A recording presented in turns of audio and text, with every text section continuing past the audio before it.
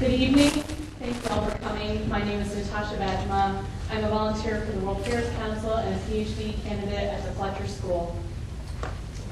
It is my privilege on behalf of the World Affairs Council of Western Michigan to welcome you to the third lecture in a series on national security issues. The World Affairs Council is pleased to partner together with the Fletcher School, a leading graduate school on international relations located near Boston in Medford, Massachusetts.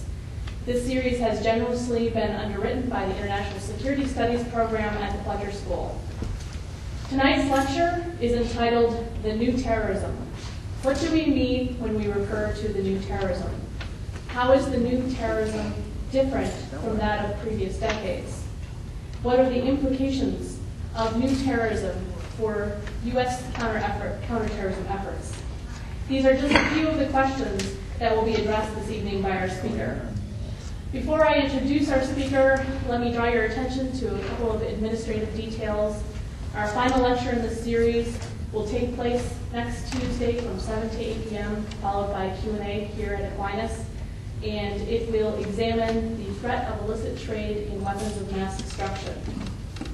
Finally, if you haven't done so last week, if you could fill out a survey, which is located at a table just around the corner. It takes only 30 seconds, and it will help you address your programming needs better. It is my distinct pleasure to introduce our speaker for this evening. Brigadier General Russel Howard served in the Special Forces of the U.S. Army in various capacities for over 25 years and recently retired in 2005. In his most recent assignments, General Howard served as the head of the Department of Social Sciences and the founding director of the Combating Terrorism Center at West Point. His other previous positions include Army Chief of Staff Fellow at the Center for International Affairs at Harvard University, Commander of the 1st Special Forces Group at Fort Lewis in Washington, Assistant to the Special Representative to the Secretary General during UNISOM II in Somalia, Chief of Staff and Deputy Commander for the Combined Joint Task Force in Haiti. In addition to his extensive military service, General Howard holds a bachelor's degree of science in industrial management from San Jose University, a Bachelor of Arts in Asian Studies from the University of Maryland, a Master of Arts degree in international management from the Monmouth Institute of International Studies, and finally a Master's of Public Administration from Harvard University. Currently, General Howard is the founding director of the Jefferson Center for Counterterrorism Studies and a professor at the Fletcher School. Without further ado, please welcome General Howard. Hey, thanks, Natasha.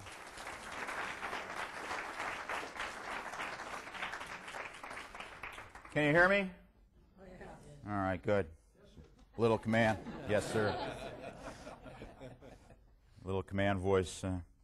I'm going to spend about an hour with you tonight, and I hope to have a little fun. It's not a real fun topic, so try and make a little fun out of it. I was telling some folks, I think this is about the 75th or some speech that I've given this year, and I'm getting a little tired. So, but I won't be tonight, I promise. I think on this trip, I logged about the 250,000th mile of this year of talking around the world. 9 different countries and I think 14 different states this year. So, but it's fun to be here, and it's fun to be here because Natasha is a colleague of mine and has done work for the Jefferson Center and is now, as I'll explain to you in a couple minutes, is the co-editor of one of my books. So when she asked me to come down and talk to the folks in Western Michigan tonight, I couldn't say no.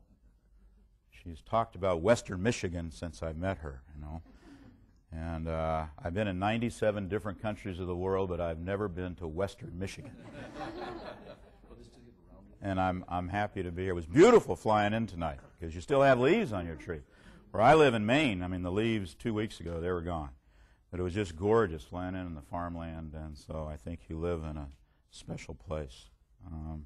I only wish I could stay a little bit longer, but maybe I'll come back. It depends on tonight, how I do. You know, when you fill out those little forms on the way out, don't ever invite this guy back. I'm happy to see some young folks in the audience tonight.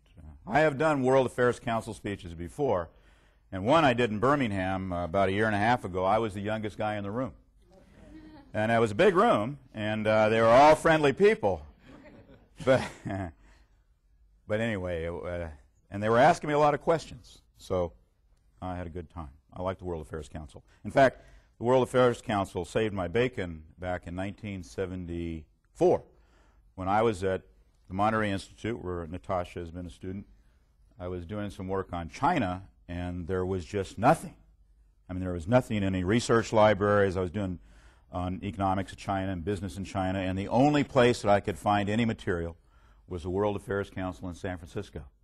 And they had this marvelous old brick building, and it's kind of like a Halloween library. I mean, dust was coming off everything, but I found what I needed.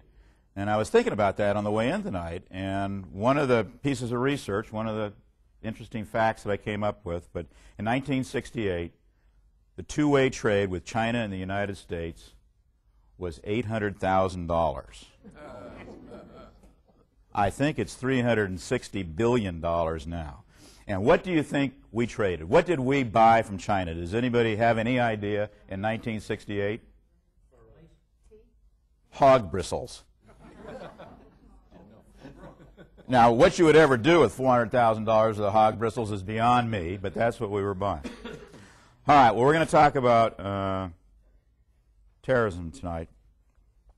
But I am happy to see young women in the audience, and so many women, because this fight we're against is not gender-specific, you know. And you may have read about this in Dubuque, Iowa, which is not that far from here. I mean, it's flat, corn. But as a couple of weeks ago, there was an article in the local Dubuque paper. It was about women in the military, one woman, in fact. And in the article, it talked about a fifth-grade teacher who sent their students home that night, and they were supposed to get a story from their parents that had a moral to it. You know what I'm talking about? The moral to the story is, everybody's going like this, so I know some audiences say, morals? But so the kids, they went home. And did you read about this? Was it in your paper? No. Oh, okay. The kids went home, and so they did, and their parent, and so they come back the next day. And so the teacher's about 10 o'clock. Okay, kids, time.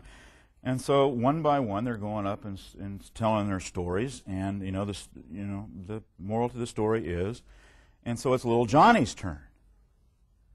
And so the teacher says, "Johnny, do you have a story to share with the class?" And Johnny says, "Well, yes, I do. My dad told me a story last night about my Aunt Kate." Well, Johnny, what's the story? Well, my Aunt Kate is a Marine Lieutenant Colonel pilot. Well, Johnny, what on earth could that... Well, my Aunt Kate, 2 weeks ago, was shot down over Afghanistan. Well, Johnny, that's terrible. What happened? Well, she bailed out of her aircraft, and on the way down, and her parachute opened, under canopy, on her way down, she had three things. She had a quart bottle of Jack Daniels, she had a 9mm pistol, and she had a K-bar knife. Well, Johnny, what did she do? Well, she didn't want to break the bottle when she hit so she chugged that bottle of Jack Daniels. She just chugged it down, the whole quart. And then when she did a PLF, she hit the ground, she did just right, she landed right in the middle of a nest of Taliban. Well, Johnny, what did she do? Well, she pulled out that 9mm, and she killed as many as she could. And then they still kept coming at her. She took out her K-bar knife, and she killed as many as she could until finally she buried the knife in the solar plexus of one of them, broke it off, and she had no more knife, and there was still one more coming. He came at her. She took him to the ground, and she choked the life out of him. And the teacher's saying, well, God, Johnny, what could the moral of this story be? And Johnny says, my dad says the moral of this story is don't mess with Aunt Kate when she's been drinking.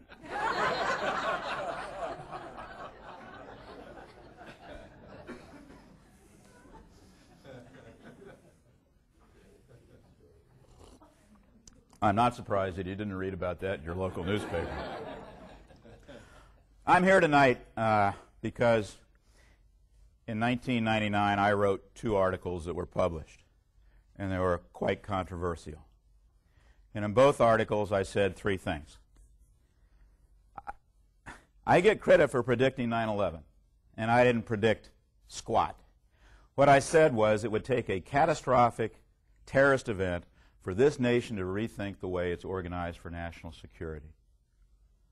That the Cold War was over, and if our enemy was going to be a transnational, non-state actor like Al-Qaeda, that we were not prepared for that contingency. That's number one.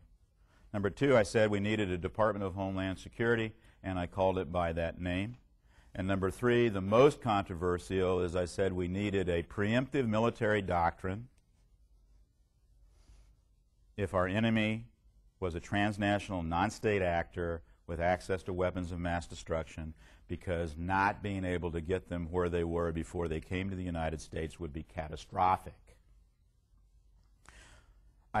You have no idea how much I was criticized, particularly for the last one, by peers, my superiors, a three-star general, I mean, you name it, by emails, telephone conversations, little notes. What's this guy writing? What's he smoking at West Point? Well, fortunately, I have thick skin. But I took a lot of abuse. Interestingly, on September 12th, 2001, the same people that were critical of me, many of them sent me little notes or emails, and then the bottom line was, well, you know, how'd you get so smart? And it changed my life. Changed my life. Visited the West Wing of the White House, sit down with Tom Ridge, talk about a Department of Homeland Security. I know the President was here, Dixie, not too long ago. To sit down in the Oval Office with the President for a half hour with family. Changed my life. And I do this with younger audiences, and what I tell them is that if you feel something strong in your gut, write it down. Better yet, publish it. Because if you publish it, it's yours forever. It's copyrighted to you. No one can take it away from you. And how many in here have had a great idea, and somebody else has taken it, and now they're the grand poobah, and you know, and you're still sweeping the floor at night? How many in here? I know it's happened to all of you. Well, if you write it down, they can't take it away from you. They can't take it away from you. So if you're passionate about something, if you feel strongly about something, write it down. Tell somebody, send an email. Because then you can go back and say, I told you. All right. Well, how did it change my life? About 4 weeks after 9/11, a publisher came to my office, McGraw-Hill. And they knew me pretty well. They sent a very attractive young woman. And she flattered my ego. She said, I was a colonel then, she said, Colonel Howard, you're so handsome. No, she didn't say that. She said, Colonel Howard, post 9/11, every college and university in the United States is going to have a course on terrorism. Opelika Barber College is going to have a course on terrorism. And there's no one to teach it. Some poor political science. Where's the international relations teacher in here? Is your teacher here tonight? He's not here, huh?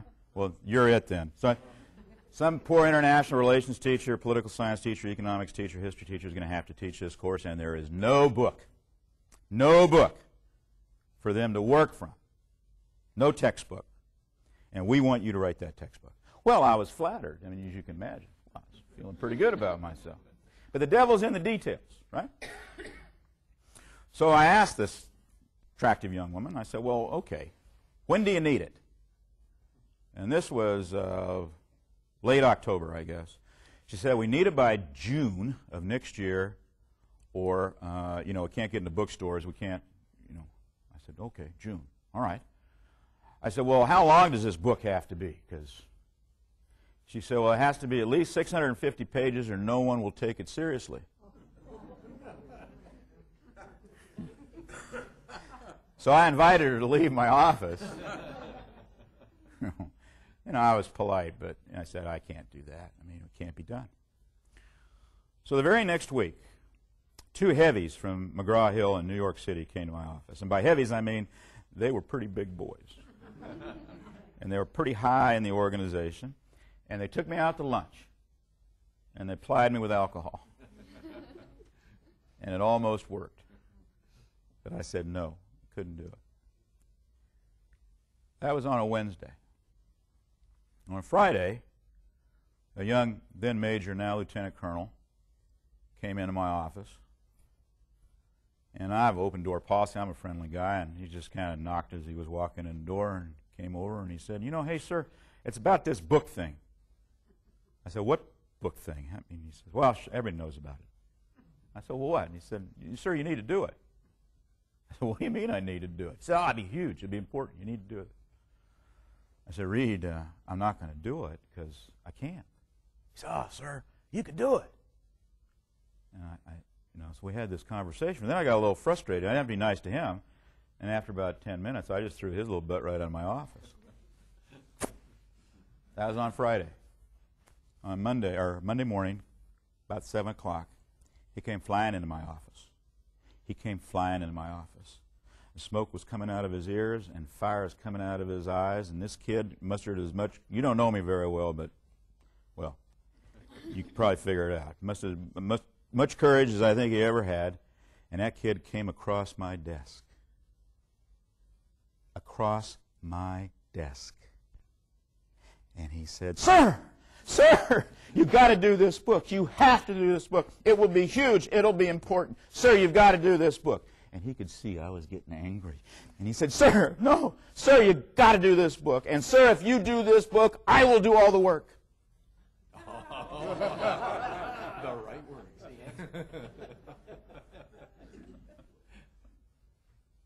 I said, "Reed, we're going to do a book." I had it. So the second I said, "So Reed, how many books have you done in your life?" He said, "None, sir, but I'm a fast learner." And we did. And we did. He did. Mostly. This is the second edition. This is the world's best-selling terrorism textbook. It's called Terrorism and Counterterrorism, Understanding the New Security Environment, Russel D. Howard, Reed L. Sawyer. It's so popular that the publishers asked us to do the third edition a year early, which we are just finishing probably Friday, only because a member of your audience, Natasha, where are you? Natasha is the third editor on the third edition, and without her we couldn't have done it. I want you to give her a big round of applause.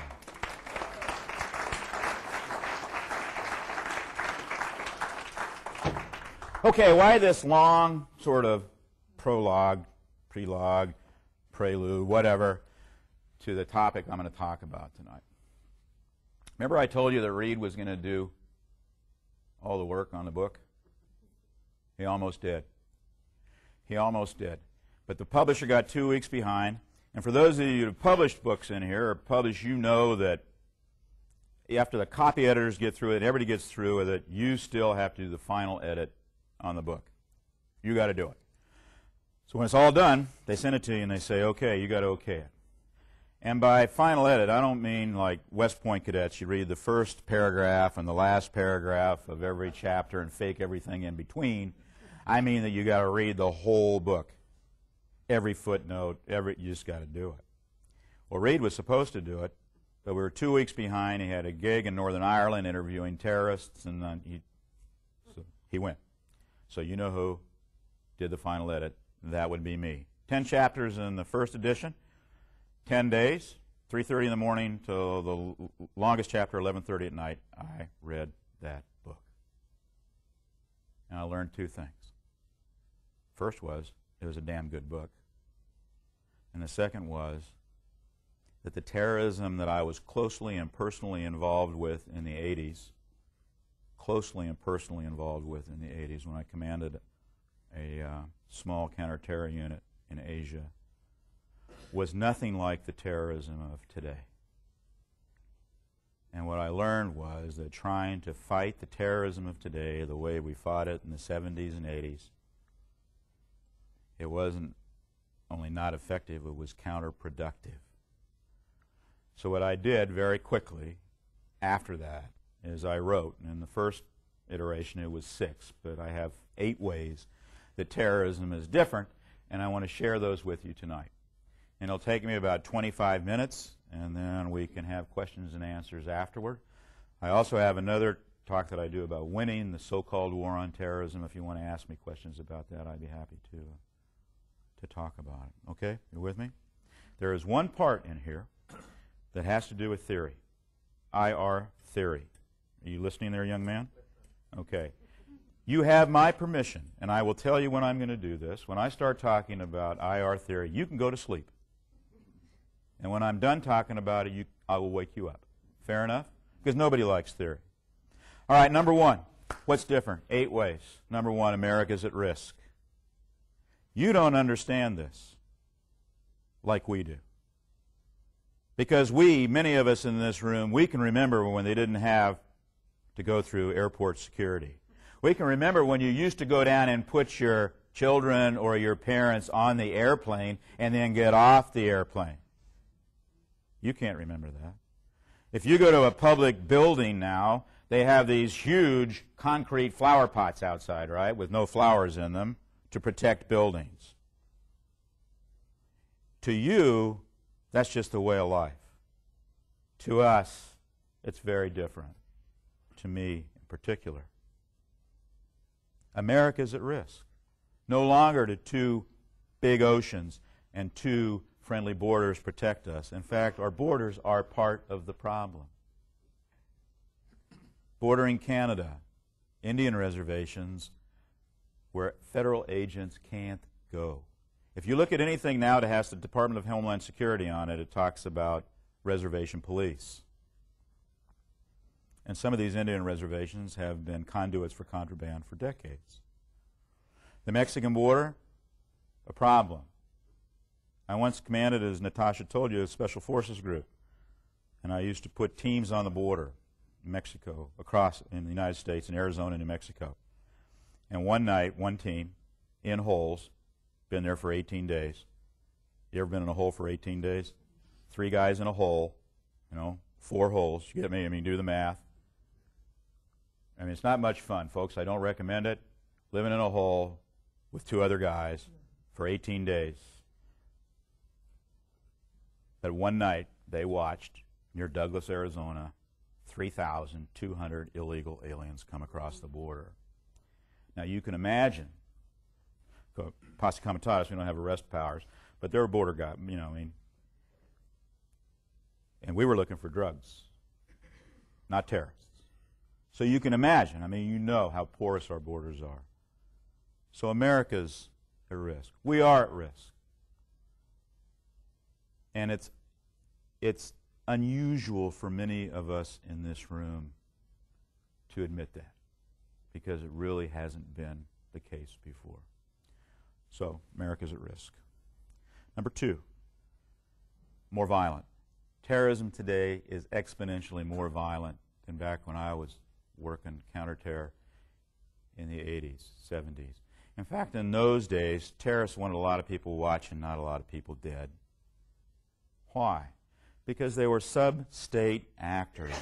They were part of the political process. They wanted to be at the political table. They wanted to lead. They were politically motivated, mostly, but not always, left-wing.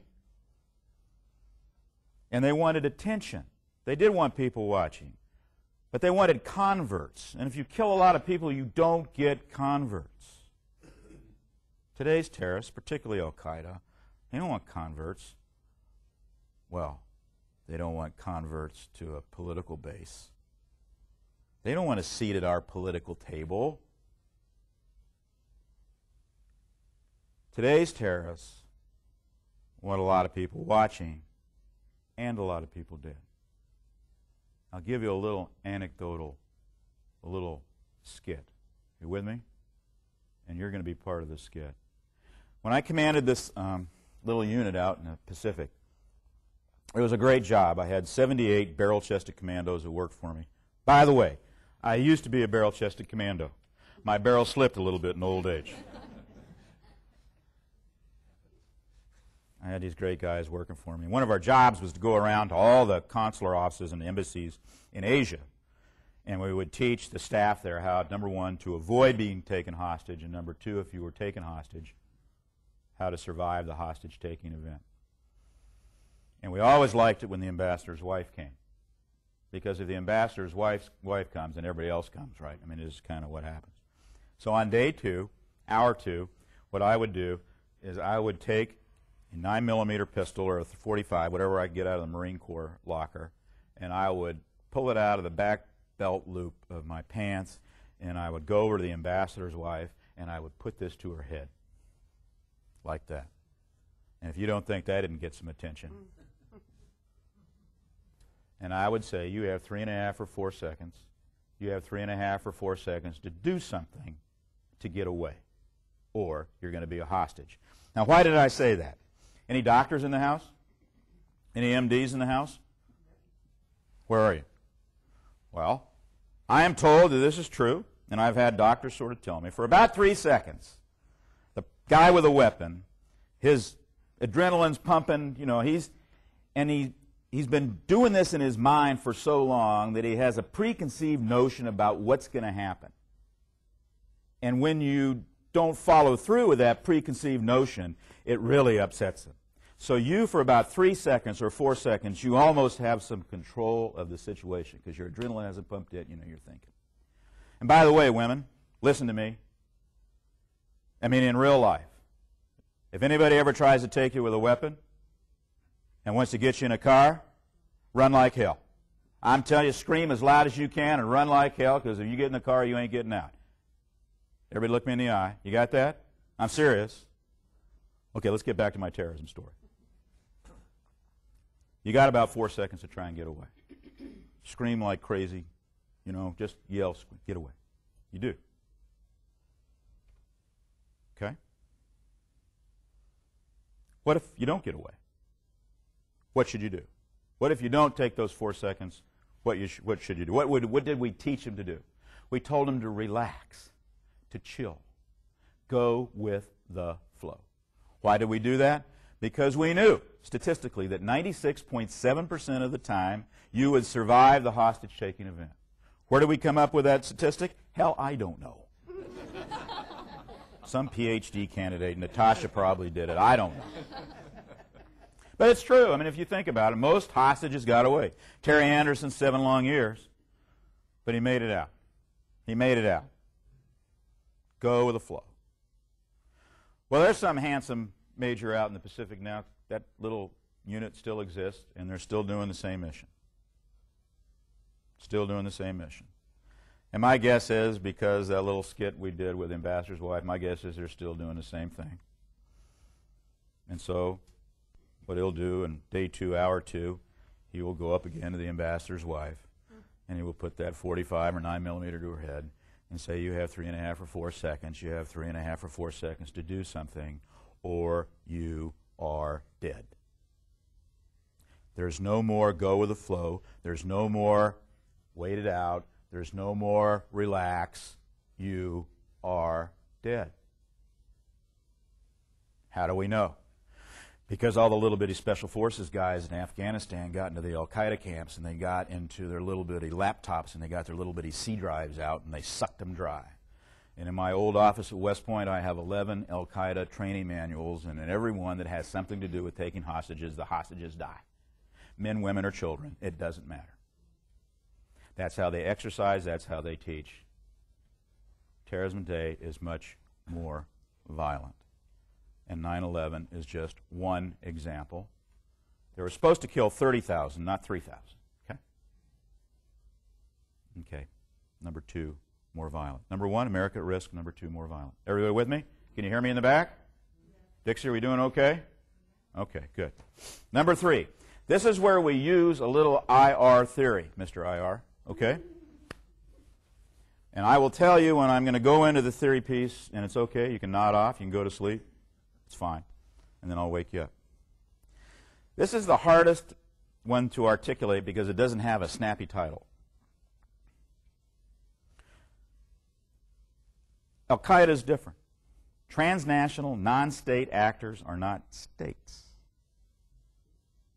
And unlike the terrorist groups that I was hunting down in the 80s, Baader-Meinhof, Red Brigade, Japanese Red Army, who were local, sub-state actors in a very small geographic region, Al-Qaeda is global. How do we know? Well, because we've captured Al-Qaeda operatives in 54 different countries of the world from 97 different countries of the world, including the... Very good. And including... Well, you're so close to Canada here, I thought you'd say Canada. Well, but no, there's more to the story. In Montreal, 350 people in a theater. I said this, including the... And man, I wanted all 350 of them said the USA as loud as they could. About blew me out the back of the theater.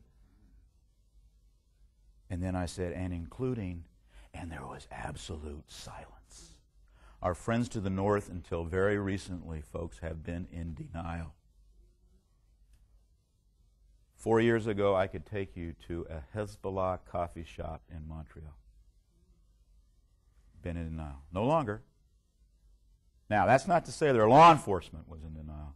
Their law enforcement folks are wonderful and great people to work with. But yes, including the USA. Global reach. It's a global enterprise. So why is this important? And why do I make so much of this? And this is where the theory part comes in, and you can go to sleep. Al-Qaeda is not a state. Who here knows what the Treaty of Westphalia was? It really wasn't the Treaty of Westphalia. It was the Peace of Westphalia, and it was two treaties in 1648. Who knows what it was? Yes? Well, I know you do. Who knows? Who can say? Yes, sir. Treaty of Westphalia labeled out the basis of the nation-state system we have worked under. Very good. Did someone call you and tell you to give that answer? I'm an international relations major from Grand Valley State. Well, I tell you what, they're teaching. Well, good for you. They're teaching you right. That's absolutely correct. Some people say, well, it ended the 30 Years' War, which it did. But more importantly, it established sort of the state system as we know it today. Very good. You want to repeat it? It founded the nation-state system, or the system of, system of states we live under with territorial sovereignty and all the rules about domestic and foreign affairs. Did you get that? And that's why we have embassies and consular offices, and our embassy in Russia, or the Moscow, is our territory, and established the protocols that when we entered, we did all that stuff. 1648. Now you think that was a long time ago. I mean, you think it was prehistoric times. I won't pick on you too much anymore. But I did give you a pretty good answer to your question, though, didn't I? Yeah. 1648 wasn't that long ago, folks. Who here has been to Massachusetts? Raise your hand. Who here has been to Ipswich, Massachusetts? Raise your hand. Who here has been to the 1640 Hart House in Ipswich, Massachusetts? The 1640 Hart House in Ipswich, Massachusetts is a pub. And they've been pulling beer in the 1640 Hart House in Ipswich, Massachusetts since, a lot of math majors in here, 1640. Not that long ago. By the way, there's a ghost lives in the 1640 Hart House, lives in the basement. His name's Tom. More beer you drink, more often you see Tom. I've seen Tom 4 times. 1648 wasn't that long ago. What am I getting at here? When a state has a problem with a state, and I'm not talking about Michigan and Wisconsin now, I'm talking about the United States has a problem with another country, there's some things we can do. Say it's Belgium, I don't know. Pick one. Belgium's getting a little froggy and we had a little, some problems.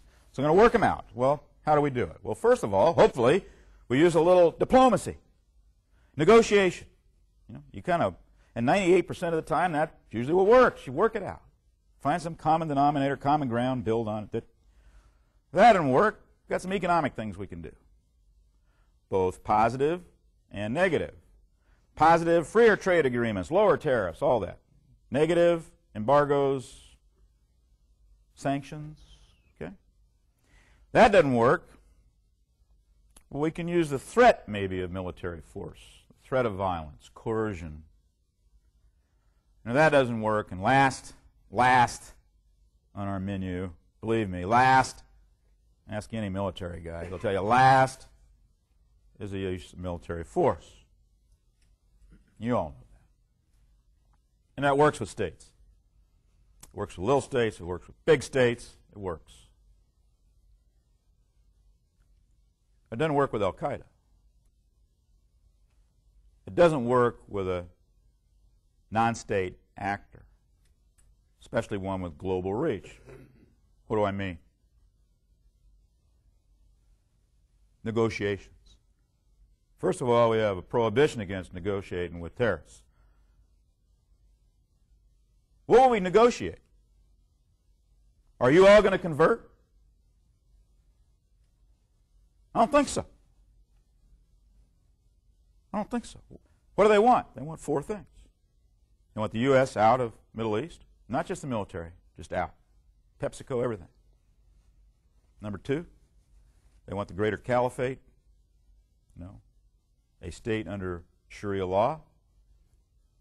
Some people say one big one. I say Rohan Gunrat, and I say three smaller. Israel ceases to exist as a state. And what bin Laden finally said in his last tape, finally said, he's been meaning it for a long time, but he finally said, and he told all of you, that you need to convert. And by the way, if you were listening or you read the tape, he told you if you did convert, you'd save on your taxes. Because the maximum tax rate that you'd be charged is 15%. You think I'm kidding? Pull it up and read it. And by the way, I had to remind Fox News of that. They didn't read it either. But okay, that's what he wants. Well, any of those negotiable? No. So negotiations are out. Maybe dialogue might be.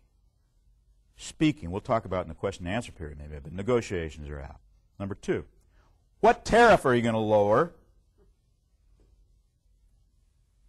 to get bin Laden to do something? Who are you going to sanction? Who are you going to embargo? And the threat of military force, well, think about it. Think about it. Back in the good old days of the Cold War, for some of us they were good old days because we figured we understood. Well, we did. What? We knew what they had, they knew what we had, and we knew if one was coming this way, what was going to happen. One or more were going back. We knew. They knew. And by the way, we had a little phone between, and when things got a little froggy, and people could talk, right? You could talk. But they knew, and so did we, what was going to happen. Well, here's the problem. If a nuclear device goes off in Cincinnati, Ohio tomorrow, and within 15 minutes on one of 20 different websites, Al-Qaeda takes responsibility, how do you retaliate? Who do you nuke? Tell me who you nuke.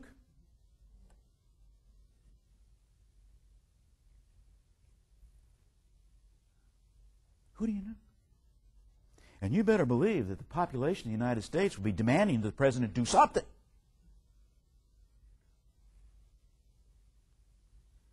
And that's why. That's why.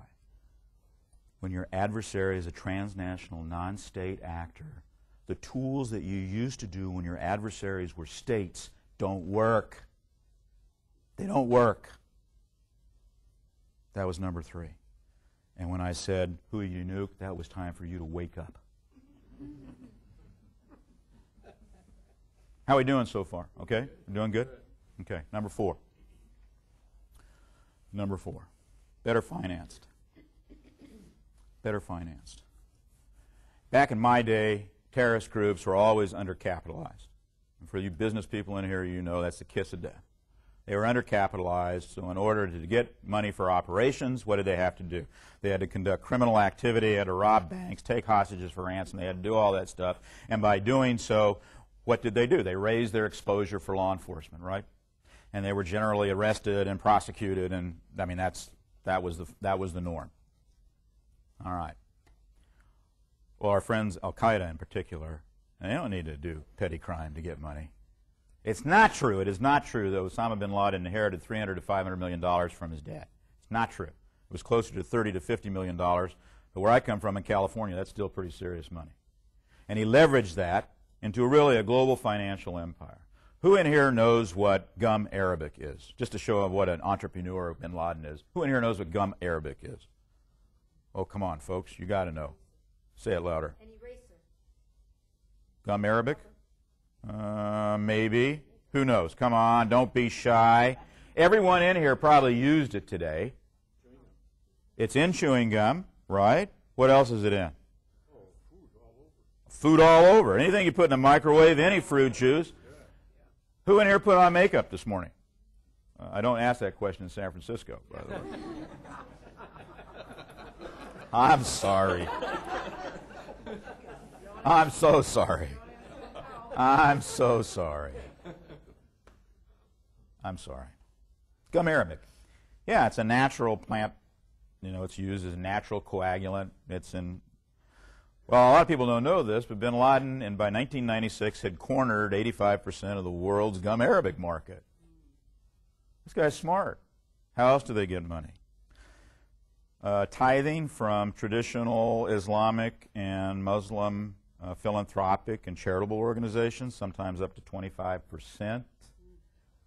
And in places all over the world, including Brooklyn, Trenton, okay, maybe Dearborn. How else? Anybody in here purchased or received a diamond or other precious stone from a significant other recently? One that you'll admit to? No. Nobody? What? Western Michigan? We don't have any poets and lovers? We just have what? All right. Well, if you had, probably about 5% of the cost of that gem went to Al-Qaeda. We did. We were very successful from September 2001 till about December of 2001 in identifying, expropriating, freezing about $200 million in Al-Qaeda assets, financial assets. Since then, how much have we frozen, identified, expropriated? Anybody know? About $2 million. Very smart. Why? They're out of traditional banking system altogether that you can trace. They're out of it. They're in the Hawala system, which would take me about a half hour to explain, but basically legal, based on trust. Big in China, actually, and in the Middle East. I mean, that's how they do business. And also into commodities. Why? Because commodities don't have the paper trail that equities do. They made a lot of money on 9/11, by the way, in the equities market, but that's another story. So they're in commodities. And what commodities? Easily tradable, high value, precious metals, and precious stones. Got a lot of money. And they have ways to get it back and forth. All right? So better financed. Hopefully that was number 4. Anybody keeping track? Was that number 4? That was number 4. Number 5. Better trained. If you read the history of the Baader-Meinhof gang, it's rather humorous because they blew themselves up more often than they blew anything else up. These are dropout college kids who, politically motivated, thought they could be operators and terrorists, and honestly, they didn't do very well. For those of you in the room that remember the Keystone Cops, it's like the Keystone Cops in reverse. You know, it was the criminals screwing up all the time. Al-Qaeda didn't screw up. If you look at the second London bombing here recently, those guys hadn't been to the training camps. They're educated online. Anybody educated in a training camp, Al-Qaeda training camp, highly trained. Highly trained. And they use the best. They use the best from the British SAS, Australian SAS, U.S. Special Forces. I've got their manuals. I recognize stuff that I learned as a Special Forces young lieutenant, the same stuff that I learned I see in Al-Qaeda manuals. And you don't have to read very well to understand these manuals because they do the artwork so well that almost a chimpanzee could learn how to assemble and disassemble an AK-47 assault rifle. They're that good. And oh, by the way, they just don't teach sort of the military art. They teach what we call tradecraft or the dark arts.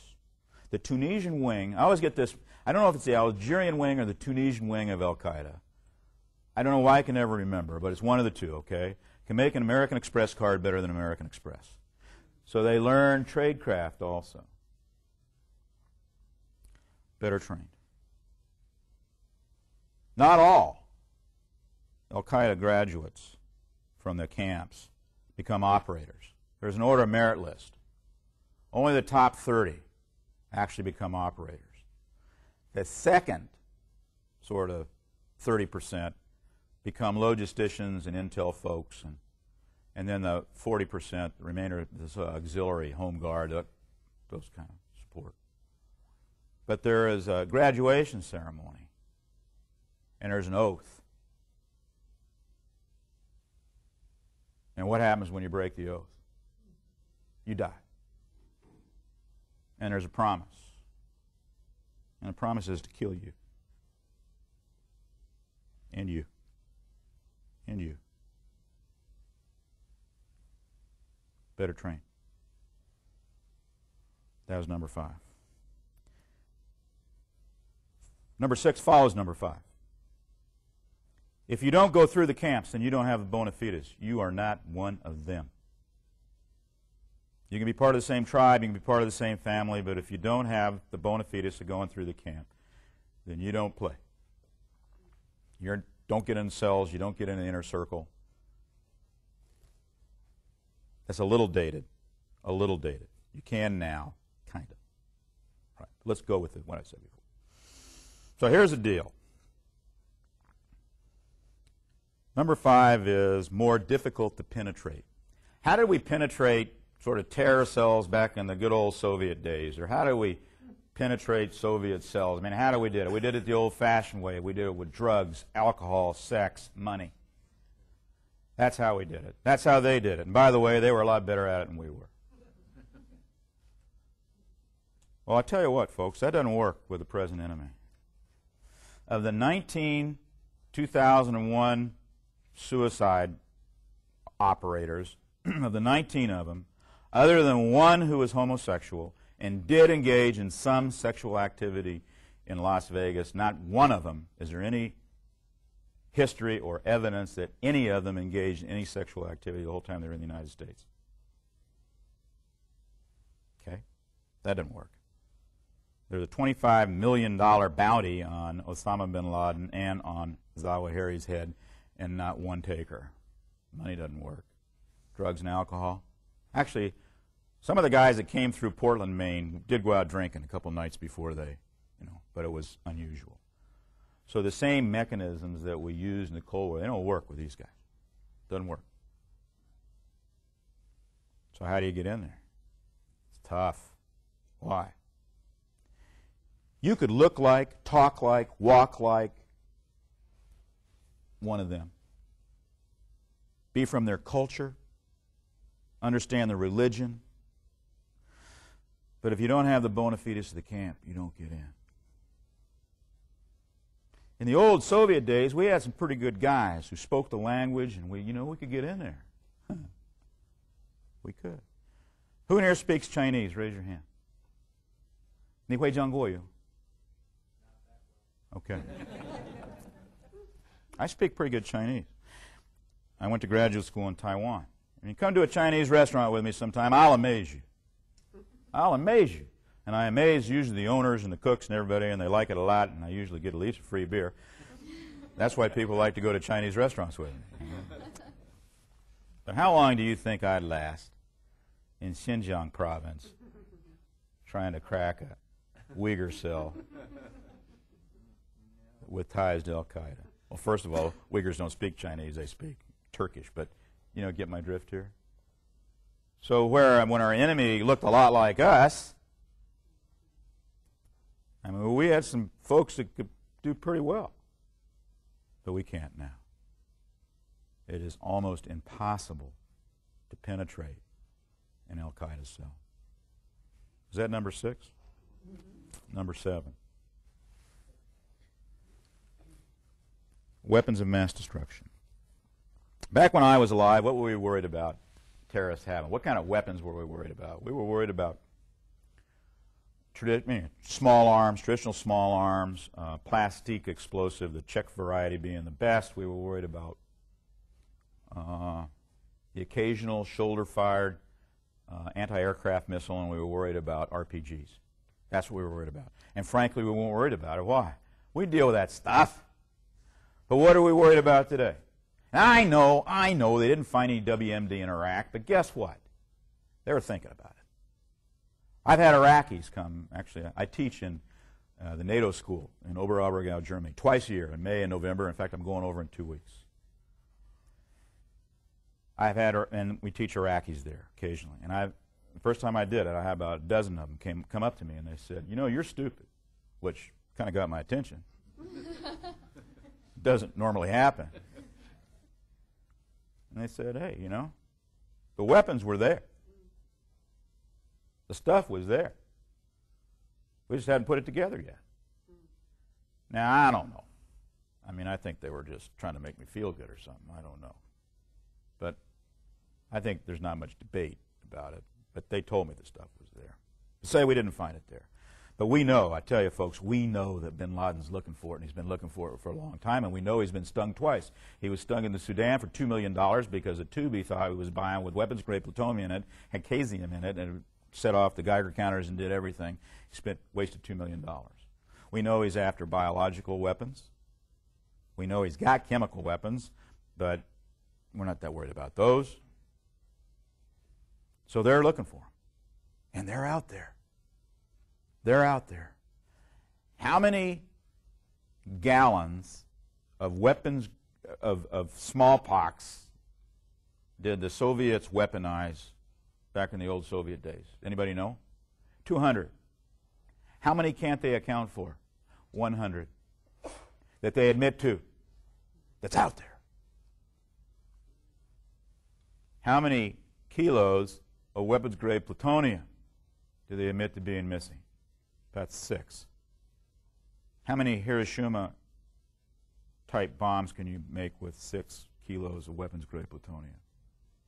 About 2. Maybe. You got to be good.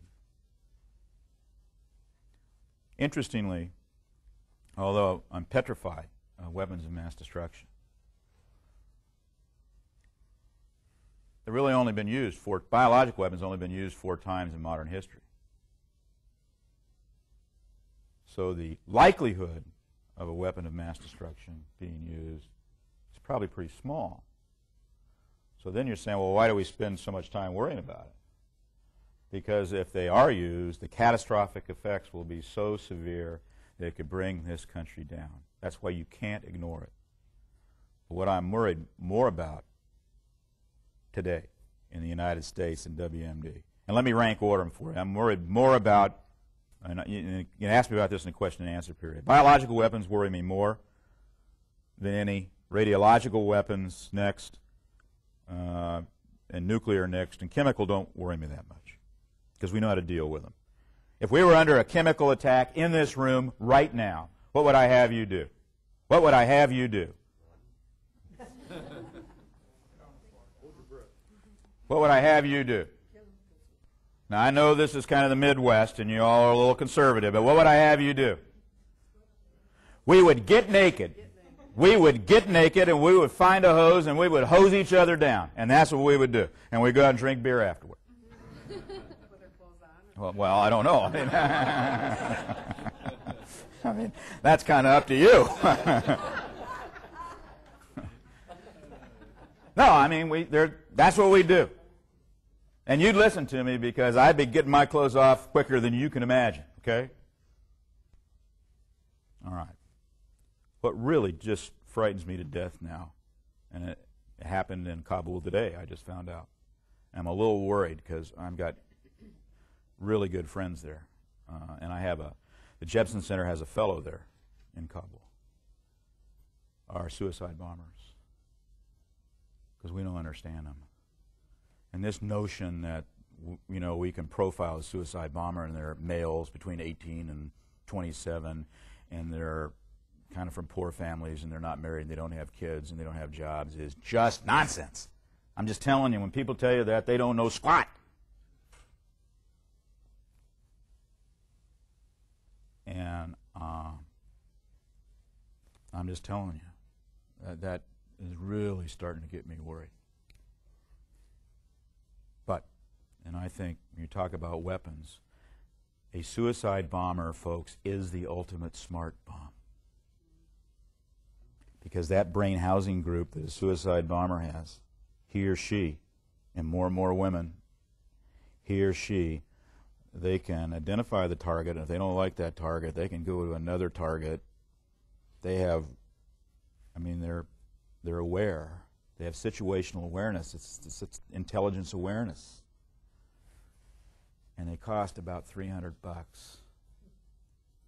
Tomahawk missile, our sort of smart bomb, expensive, $1.2 million now. Get the right stuff in it. It's pretty good for one target. But if that ain't it, it can't move. It can't change. So we're doing a lot of work at the Jebsen Center. This isn't but trying to understand the motivation of suicide bombers. And it's kind of frightening stuff, to be honest with you. All right. So that was number 7, right? Number 8. And this really isn't, I don't know how to really articulate this very well. But it's, how do you know when you're winning or losing? You know, in warfare, conventional warfare or state warfare, you know, you take territory, you kill people, you sort of have a body. I mean, you do all the things. I mean, it's terrible, but you know. You can measure it. There are metrics. But how do we know if we're winning or losing? You know, if you read the press accounts of Iraq today, you'd think that, you know, it's just hopeless and we're losing our ass. I could almost tell you in the last 3 months in Iraq, there have been some interesting, the statistics are kind of interesting. I know because General Petraeus is a friend of mine, and I email him jokes. So never anything substantive. The guy needs a little bit of humor every once in a while. And his son, Natasha knows this, his son is an ROTC cadet at MIT, which is close. So. But General Petraeus and I both taught in the Department of Social Sciences at West Point, and so we're friends. But a lot of news coming out of Iraq that you will not read in your newspaper. It's actually pretty positive in the last 3 or 4 months. Are we going to win? Probably not. But what's winning? What's winning? You know, we might. It's not like traditional warfare. I mean, World War II, now that was a war, okay? We knew we won. What was the old American way of war? Some of us actually remember it. But you get, American way of war is you take a straight shot to the chops, get knocked on your knees, pick yourself up as a country. You apply all the elements of power, not just military, but your economic, all your intellectual talent, all your creativity, and you go out and you kick some serious booty, come home, have a parade, and demobilize. This country knows how to demobilize better than it knows how to do anything else. How many men and women in uniform, when we signed the surrender on the Missouri, the Japanese signed the surrender on the Missouri, how many men and women in uniform? Anybody know? Say it louder. 13 million? Very close, sir. Anybody else? 12,662,223. Now, does anybody in this room want to argue with that figure? This is my third learning point tonight. Barry McCaffrey taught me this trick. He said, if you ever say a figure in an audience, go right down to the last digit, and no one will ever argue with you. And if you've got, it's only, remember I said 97.6? If it's under 100, always use a decimal point, and no one will ever argue with you. I'm pretty sure, and you know McCaffrey, he's kind of the real deal, but I'm pretty sure he's sort of made up a lot of figures. I know this is being filmed, and we'll probably send it to him, but he's a great American, by the way. If you ever have a chance to listen to him speak, we should have listened to him back in 2003. We might not have been in quite where we are now, but that's another story. How are we going to know if we're winning or losing? How are we going to know? And the answer is we probably won't. Well, what's success? Well, we haven't been attacked again. That's pretty good. But success might be women being able to vote and work and get an education in Afghanistan and Iraq. That might be in the plus column. Killing a lot of Al-Qaeda, maybe. But the last time I checked, and I don't have the right figures probably, but for everyone we're killing, we're probably recruiting. We're recruiting about 5. And you can't kill them all. Kinetic energy can't win this thing.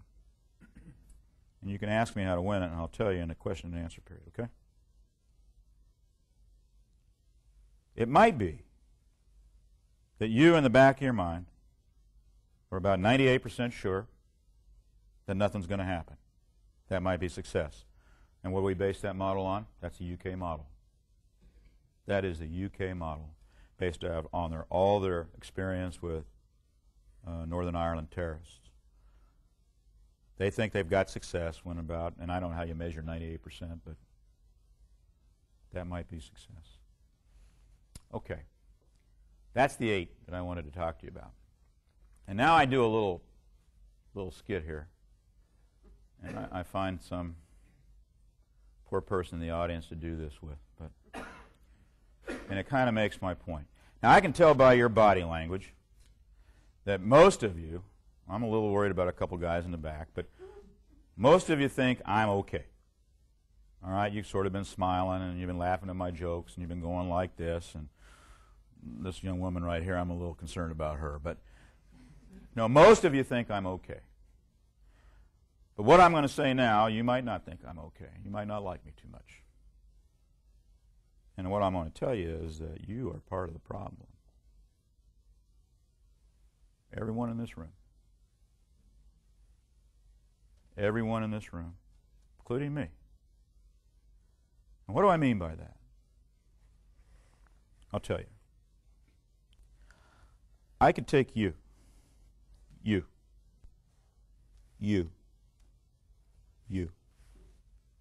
I could take you and make you the Oklahoma City bomber. Take me 3 weeks. If you had a year with me, at the end of that year, you would think that what you were doing was important for saving mankind. Trust me.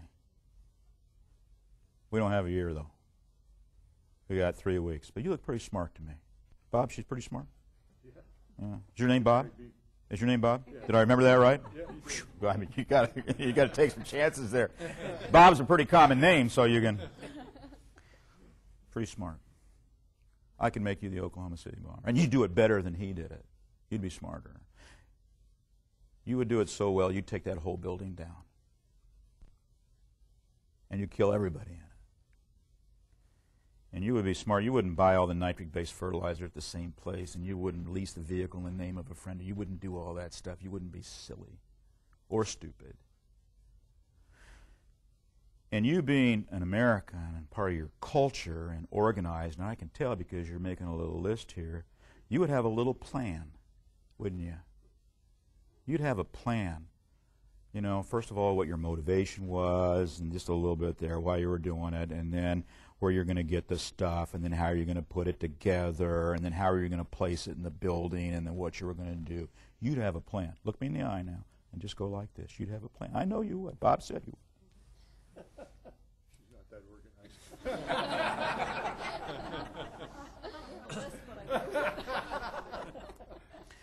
So tell me, in your plan, it's only be 3 or 4 pages. It would be short. You know. What would the last couple of paragraphs in your plan, what would they be about? What would they be about? What would the narrative be? What would the paragraph say? What would they be about?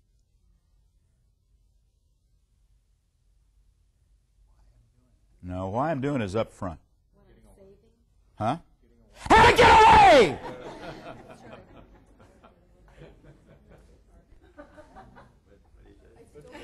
How to get away. How to get away. And there's not a person in this room, there is not a person in this room that could tell me otherwise. There is not a person in this room whose last 2 paragraphs wouldn't be the escape plan. Not one of you. Not one of you. Because it is not in your culture. And by the way, folks, that's how we catch people, because they screw up getting away. That's where they get it wrong.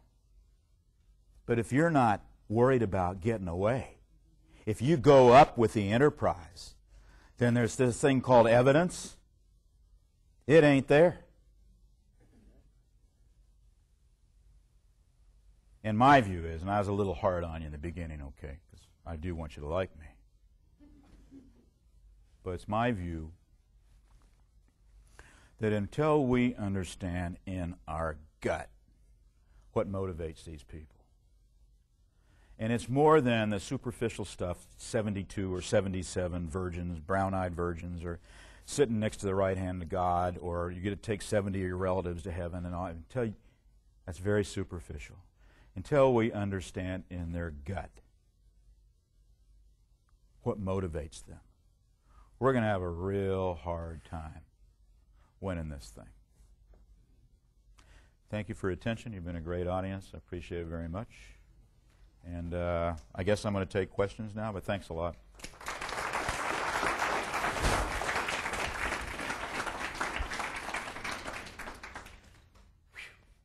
Yes, sir, in the back. Your last point, when you just finished, you didn't get into the gut and understand that. I just heard something today or yesterday Oh.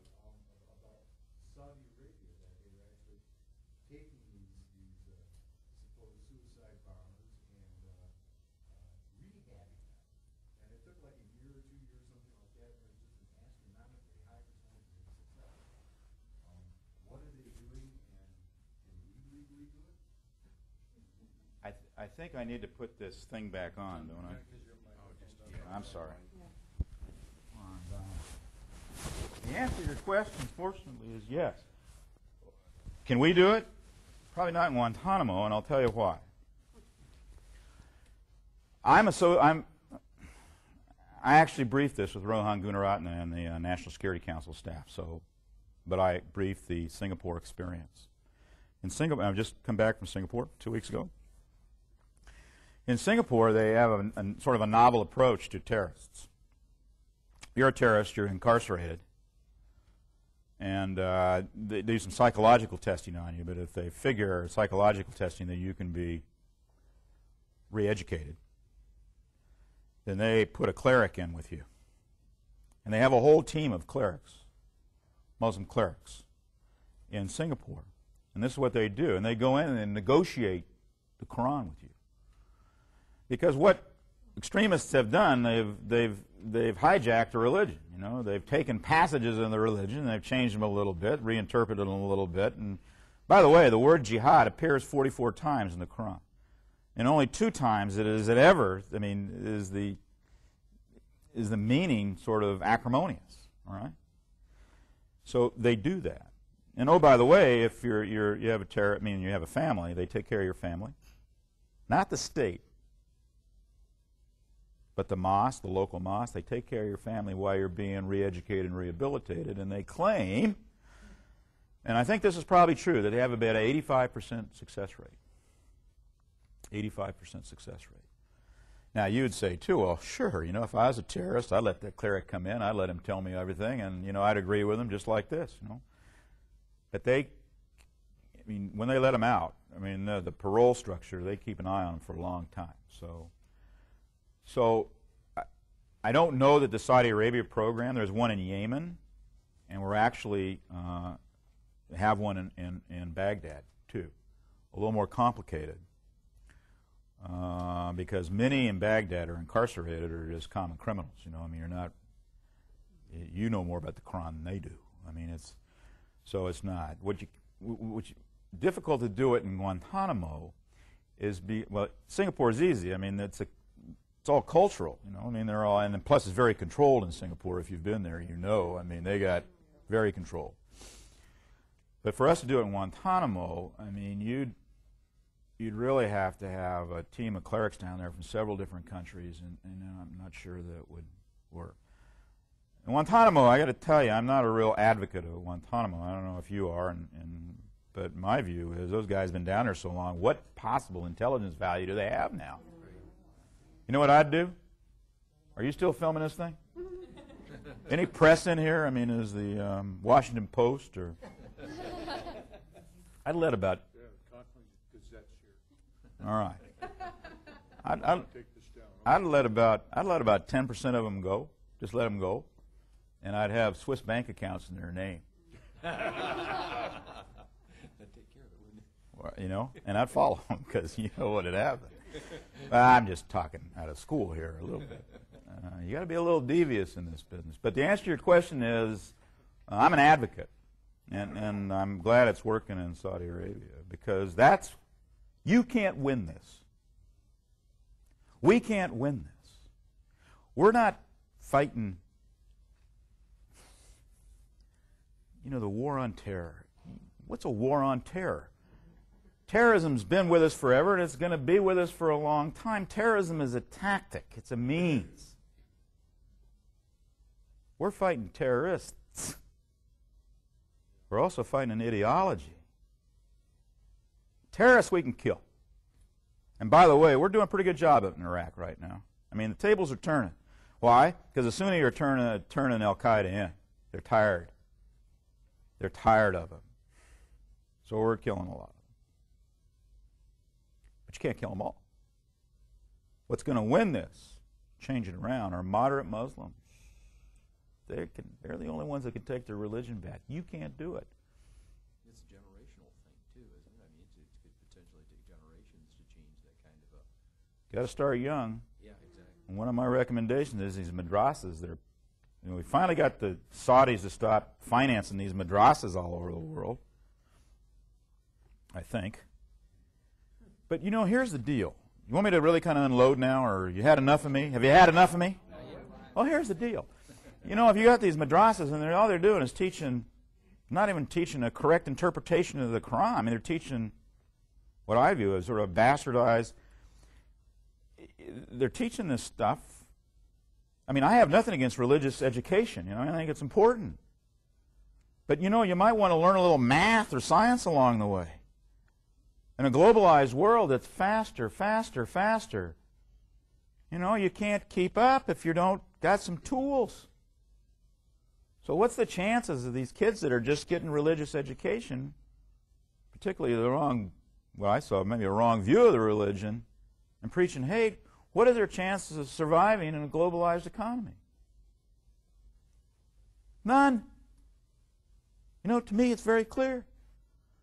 So instead of spending $1 billion a day in Iraq, and you might want to take some of that and invest in alternative schools somewhere so kids can learn something. What would it cost? Some alternatives. I mean, it's just a personal opinion. But before we get out of here, I'll really unload and I'll tell you why this is all happening. But yes, sir. Do you believe we should maintain a presence in Iraq as the war winds down? Can't leave. You cannot leave. We can't leave. Now, I mean, by wind down, what do you mean? I mean, if it's over, then...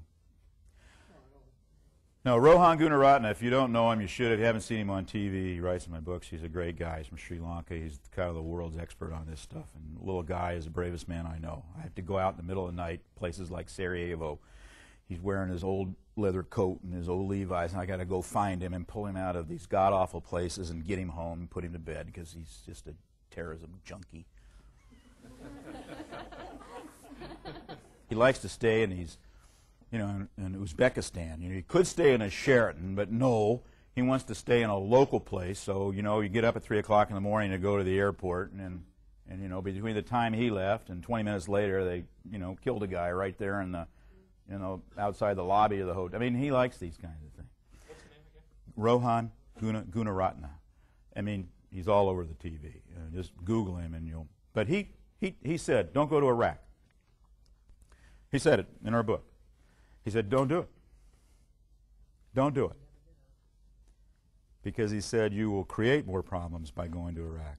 And now he will tell you, you cannot leave. You cannot leave. I had the president of Singapore grab me a year and a half ago. Get our website. You can see him. You can see him, you know. And on the way out, he grabbed me. He says, you cannot leave Iraq. You tell President Bush, like I talked to President Bush all the time, you tell President Bush you cannot leave Iraq. So to answer your question, I mean, man, I'd like to bring everybody home tomorrow. And the reasons why we can't leave. Well, you'd have 3 wars going on very quickly, and you'd have to create a power vacuum there that would, I mean, Iran would be all over it. Turkey, actually, I mean, it would be exponentially worse than it is now. And this is why I think the Sunni are coming around in Iraq. I think they finally figured it out, because when we leave, there's going to be such retribution against the Sunni in Iraq by the Shia. You talk about genocide, you ain't seen nothing yet. So power sharing in Iraq is extraordinarily important. And I think Sunni are starting to figure out that absent the United States or some other form until they, work out the political arrangements, that Al-Qaeda is not going to get it for them. Look, Iraqis don't want a caliphate under Sharia law. They want a secular government. It may not be what... And by the way, they don't want us there, okay? I mean, and it's understandable. They don't. I mean, the Shia were our friends for about 5 days because we took out Saddam Hussein. And then, get out of our country. And we'll think about it. I mean, would we want somebody occupying us? Probably not. They are. And they got the oil, too. So Sunni are probably coming around. And, of course, Al-Qaeda are all Sunni. So now they got Sunni turning in Al-Qaeda. So things are kind of working. But, I mean, I said this on Fox. I mean, one thing about being on TV is you're on TV, and it's all live. So you can't say, well, I didn't mean to say that. But I said, when they asked about Petraeus, and I said, well, what's going to happen when he first got over there? And I said, well, it'll be very much different. He was very successful in Mosul. He had a PhD from Princeton. He understands not just the military, but he understands the political, the economic, the communicate. He understands what needs to be done. And oh, by the way, he's got the smartest.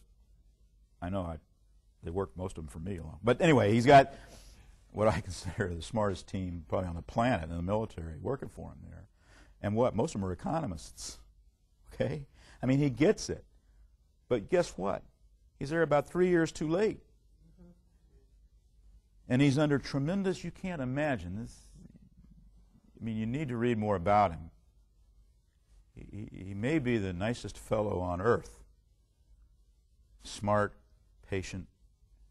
But he's the kind of guy we need there now. We got the right guy. We probably got him there about 3 years too late. I think I'm digressing a little bit. Yes, ma'am. Do you ever think it would work to go back to the 3 territories before World War II, divided it and made it into Iraq, which, since they all hate each other, they would just go back to their 3? Yeah, that's the presidential candidate Biden plan. Yeah, the Biden plan.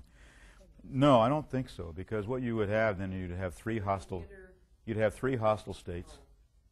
And the problem is that 2 of them have oil and 1 doesn't. Sunnis have sand. Sunnis have sand. And the Kurds and the Shia have oil. All right. So what we really need to do is find some oil in the Sunni territory, like tomorrow. But what you would do is you would create 3 hostile states. And then there would be no, I mean, for you sort of grand strategy IR folks, there would be no... How are we doing back there today? Oh, just some bad ideas coming out back here about what to do about that fighting. Okay. You would have such a power vacuum there that you would almost invite Iran to do something really stupid. So I don't think it's a good idea. And those territories that were before colonial days... By the way, it's the Brits' fault. It's all the British fault. The Balfour Agreement of 1917 gave everybody everything and nobody anything. Did that sound right? Yeah. Something like that. So even when I'm over there, I blame it on them. And they're handling their Muslims, I Well, it's coming back to haunt them now. Yeah. French are worse. Yes, ma'am. Yes. Have we lost our opportunity in Afghanistan? Yeah. If we'd have done this right, in my view, we'd have concentrated on Afghanistan and we'd gotten that right. Particularly with what's going on in Pakistan. The question was, have we lost our opportunity in Afghanistan? I don't think so yet. I don't think so yet, but it's looking pretty iffy. Pakistan, if you're going to worry about a place, everybody's worried about Iran. Everybody says, oh, Iran. It ain't Iran. It's Pakistan. I mean, our worst day, a country that is on the verge of becoming a failed state, where without central control and nuclear weapons. I mean, it is my worst nightmare. In my class today, I teach a graduate course and undergraduate course at Tufts and Fletcher, and my undergraduate kids were all over this today. They didn't want to talk about the lecture or anything, and it was a damn good lecture, too. I mean, they wanted to talk about Pakistan. And so we mapped it all out. I mean, And I mean, there's not much good news there. And then what do we do? I mean, what do we do? So, I mean, I am really concerned about... For one more question? You're kidding. I'm just getting started. We'd like to know what's your solution to that problem is. I got 8 solutions. You ready? Number 1, stop calling it a war. It's not a war. We're not at war. Good. World War II was a war. 39.6% of our GDP we directed to the war effort. Everybody pitched in, and we suffered. We couldn't buy tires for our car and gas and ration and all that stuff. So stop calling it a war, because all it does, it irritates our allies, and then Muslims think it's a war against their religion. It's not. So stop calling it a war. Call it a campaign. That's what it is. All right, you with me so far? Yeah. Number 2. We got to change the National Security Act of 1947. It's the law that it's what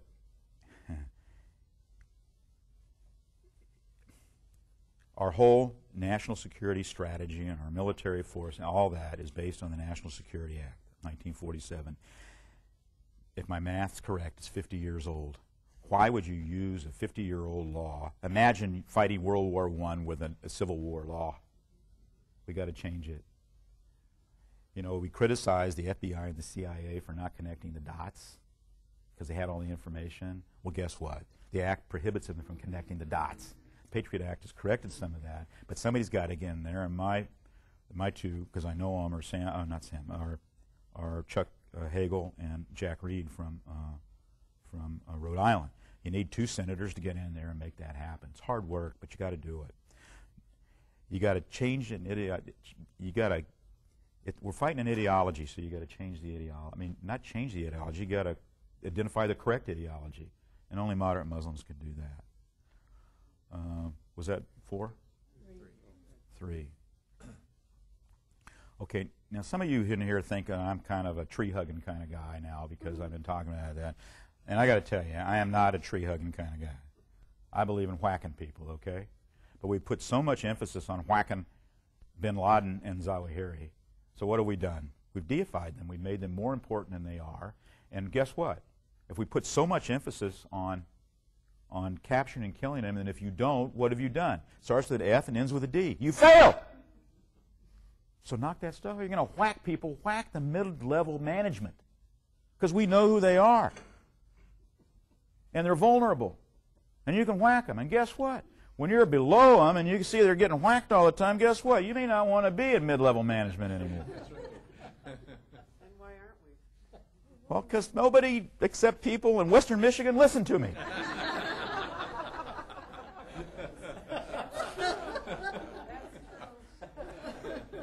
Hey, folks, I've had a lot of fun, but the hook's coming. Thanks a lot.